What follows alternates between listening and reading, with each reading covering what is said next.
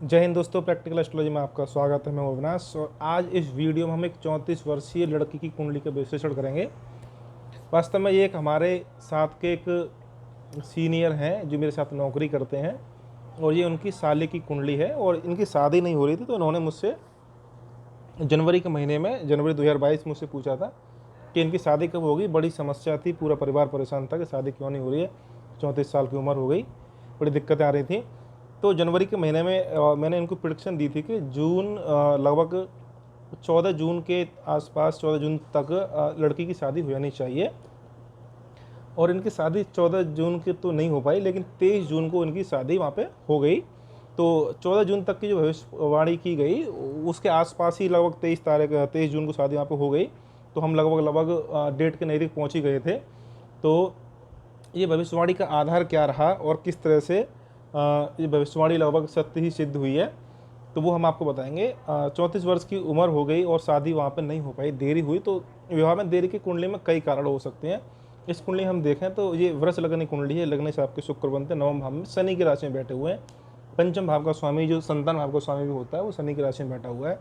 सप्तम भाव जीवन साथी का जहाँ 8 नंबर लिखा हुआ है, जो मंगल यहाँ बैठे हुए हैं, वहाँ मंगल बैठ कर मंगली दोष बना रहे हैं, जिसपे गुरु की दृष्टि इसको स्ट्रॉन्ग मंगली दोष बना रही है। यहाँ पे किसी को ये कन्फ्यूजन नहीं होना चाहिए कि मंगल अपनी ही राशि में बैठे हैं इसलिए मंगली दोष कम हो जाएगा या निरस्त हो जाएगा, या फिर आपके मंगल पे आपके गुरु की दृष्टि है इसलिए आपका मंगल दोष कम हो जाएगा या निरस्त हो जाएगा। ये एक तरह से पूरा भ्रम है। इस तरह से कोई मंगल दोष निरस्त नहीं होगा। यहाँ पे आपके प्रबली मंगली है यहाँ पे ये लड़की, क्योंकि मंगल अपनी ही राशि में है और इस पर गुरु की दृष्टि है। गुरु हमेशा आपके मंगल दोष को बढ़ाते हैं। यदि मंगल दोष पे मंगल पे यदि गुरु की दृष्टि पड़ी हो तब।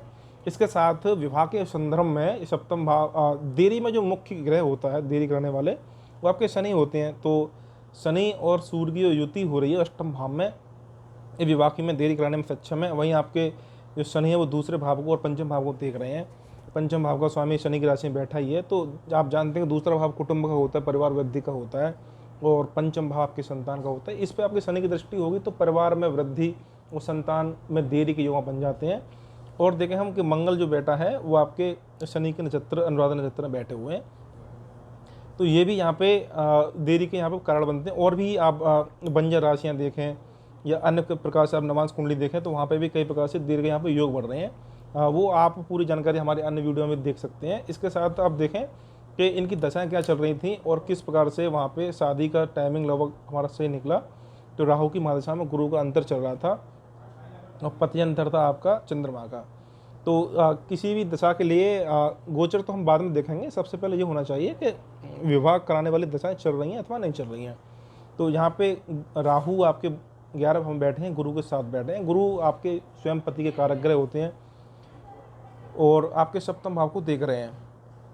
और गुरु के नक्षत्र में ही आपके राहु बैठे हुए हैं। तो राहु यहाँ पे शादी कराएंगे। वैसे भी राहु को ब्याहु कहा गया है, राहु अपनी दशाओं में शादी कराते हैं। और इस कुंडली में राहु आपके सप्तम भाव में बैठे हो तो सप्तम भाव को देख रहे हैं, इसलिए शादी करा सकते हैं।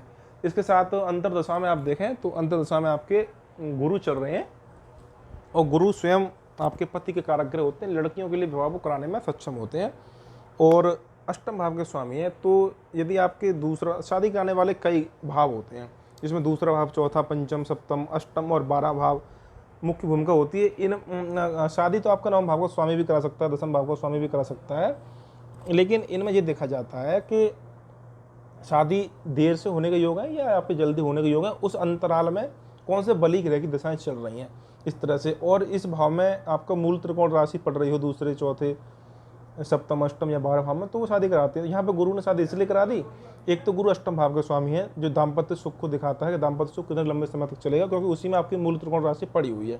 दूसरा, गुरु स्वयं विवाह के कारक हैं, पति के कारक हैं। और फिर गुरु आपके सप्तम भाव को और सप्तम भाव के स्वामी को देख भी रहे हैं, इसलिए गुरु में वहाँ पे शादी कराने की क्षमता है।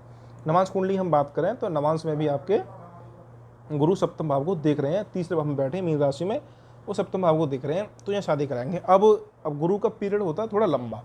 इसको आप देखें कि गुरु की आपको जो अंतर्दशा है सितंबर 2020 से लेके फरवरी 2023 तक रहेगी, लेकिन उसमें आपके पत्यंतर दशा जो चलेंगी, तो पत्यंतर में आपके कोई अच्छी दशा आनी चाहिए जो आपके फेवर में हो। और उसके साथ पत्यंतर के साथ आपका शनि गुरु और मंगल शुक्र का गोचर, सूर्य का गोचर होना चाहिए। वहाँ पे फिर आपके बैलेंस बनता है, आपके महीना निकल आएगा शादी का, वहाँ पे सही प्रिडिक्शन वहाँ पे हो जाती है। अब यहाँ पे गुरु की पतंतर, शनि बुध केतु शुक्र सूर्य सबकी पतंतर निकल गई, शादी वहाँ पे नहीं हो पाई। हो सकता है कि वहाँ पे उस समय गोचर में शनि गुरु का या अन्य ग्रहों का प्रभाव परमिशन ना मिली हो। यहाँ पे आपका चंद्रमा अंतर्दशा का स्वामी शादी कराने में सक्षम क्यों है? क्योंकि चंद्रमा आपका नवांश कुंडली में सप्तम भाव का स्वामी बनता है और लगन कुंडली में भी आपके चौथे भाव में बैठा है। चौथा भाव पारिवारिक सुख का होता है। और जैसे मैंने बताया, नवांश कुंडली वैवाहिक सुख के मामले, वैवाहिक जीवन के मामले देखी जाती है। वो चंद्रमा आपके सप्तम भाव का स्वामी बना हुआ है नवांश कुंडली, वो शादी यहाँ पे करा देगा। प्रत्यंतर के साथ साथ ही हमको अब गोचर देखना है। गोचर और प्रत्यंतर यदि परमिशन मिल रही है तो वहाँ पे शादी हो जाएगी। गोचर के साथ साथ प्रत्यंतर की प्रत्यंतर चल रहा है जिस ग्रह का, वो शादी करा देगा। गोचर की स्थिति हम देखें तो सबसे पहले शनि की परमिशन हम लेते हैं। तो शनि आपके जिस समय शादी हुई वो उस समय आपके कुंभ राशि में दसम स्थान में चल रहे थे। और जो जन्म के शनि हैं, जो अष्टम भाव में बैठे हैं 2 डिग्री होके, वो अपनी तीसरी दृष्टि से गोचर के शनि को देख रहे थे। देखिए, शादी के मामले में कभी कभी ऐसा होता है कि शनि के गोचर से ही शादी की भविष्यवाणी सही हो जाती है, निकल जाती है। जैसे कि यदि गोचर का शनि जब आपके जन्म के शनि को तीसरी दृष्टि से देखे तो शीघ्र विवाह के योग बन जाते हैं। जब गोचर का शनि जन्म के शनि के ऊपर से गोचर करे तो थोड़ी देर से विवाह के योग बनते हैं, लगभग 28-30 साल की उम्र पे।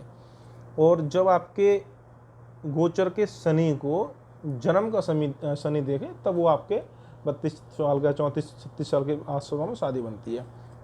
तो यहाँ पर गोचर का शनि आपके दसम स्थान में कुंभ राशि में गोचर कर रहे थे। और क्योंकि वैसे तो मकर राशि में चल रहे हैं, लेकिन कुछ समय के लिए कुंभ में चले गए, फिर आप दोबारा मकर में आ गए इस समय। तो गोचर का शनि कुंभ राशि में गोचर कर रहे थे और जन्म का शनि उसको तीसरी दृष्टि से देख रहे थे, इस प्रकार से। और इसके साथ साथ गोचर के शनि आपके दसम भाव और दसम भाव के स्वामी को देख रहे थे। तो ये आपके गोचर के शनि की प्रमोशन हो जाती है। अब इसमें सबसे महत्वपूर्ण भूमिका होती है गुरु की। अब गुरु का आपका आशीर्वाद चाहिए। तो गुरु आपके जन्म कुंडली में आपके मीन राशि में ही बैठे हुए हैं और नवांश कुंडली में ही मीन राशि में बैठे हुए हैं। इसका अर्थ ये होता है कि मीन राशि में जब गुरु निकलेंगे गोचर में तो सबसे ज़्यादा बहुत ही अच्छा रिजल्ट वहाँ पर वो आपको देने वाले बनेंगे।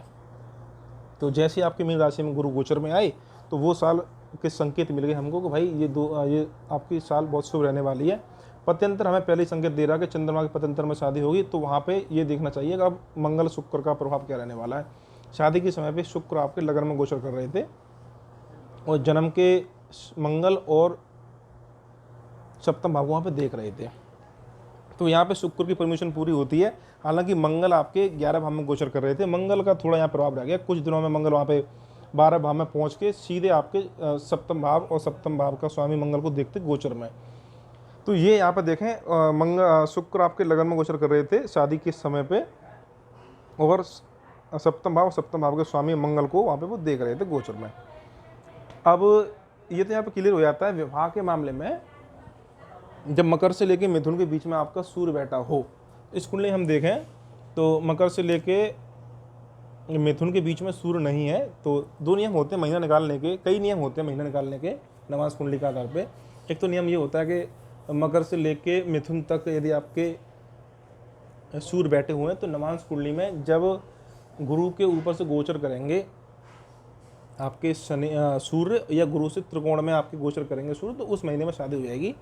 और यदि आपके कर्क से लेके धनु तक आपके सूर्य बैठे हुए, जैसे कि इस कुंडली में बैठे हुए हैं कर्क से लेके और आपके धनु तक, और तो फिर आपके नवांश कुंडली में जहाँ आपके शुक्र बैठे हुए हैं वहाँ से त्रिकोण में आपके जब गोचर करेंगे सूर्य और उस पर गुरु की दृष्टि पड़ेगी तो वहाँ शादी का योग बन जाएगा। तो यहाँ पे हम देखें तो शुक्र आपकी कन्या राशि में बैठे हुए हैं और कन्या राशि से त्रिकोण राशि आपकी तो कन्या ही निकलती है, आपके मकर है और आपकी वृष है। तो इसलिए वृष राशि में जब आपके सूर्य रहे थे उस हिसाब से प्रेडिक्शन की गई थी।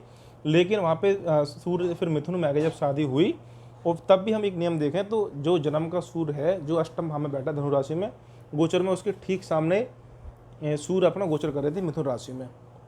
तो कहने का अर्थ ये है कि महीना निकालने के लिए सूर्य का आपका गुरु से या शुक्र से आपका त्रिकोण में या उनके ऊपर से गोचर होना चाहिए, लगन से गोचर होना चाहिए, या आपके जन्म के ग्रहों को आपको टच करना चाहिए गोचर में आपके सूर्य को। इस प्रकार से ये एक और भी कई प्रकार यहाँ पे होते हैं। मैंने आपको एक मोटे तौर पे एक संक्षेप में मैंने आपको बता दिया कि किस प्रकार से ग्रहों की दशा, अंतर्दशा, पत्यंतर और पत्यंतर के समान ही आपके तुरंत गोचर के अनुमान से महीना निकालने की कोशिश की, वो निकल आई।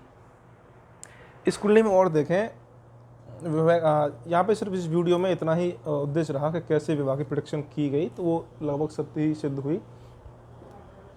हालांकि इस विवाह में आपके सूर्य शनि आपके जो अष्टम हम बैठे हैं और सर्वाष्टक वर्ग में धनु राशि में सिर्फ 25 बिंदु हैं, वृश्चिक में 25 बिंदु हैं, तो ये विवाह में बड़ी समस्या के यहाँ पे संकेत स्पष्ट नज़र आ रहे हैं।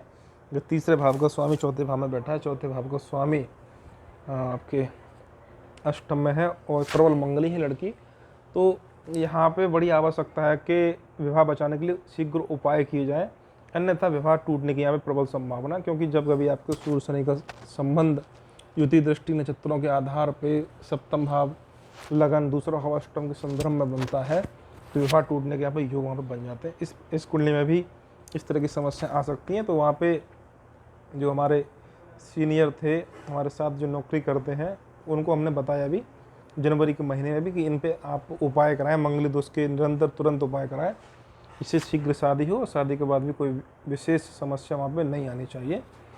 तो आज की वीडियो में इतना ही। वीडियो को आप लाइक कीजिए, शेयर कीजिए। धन्यवाद।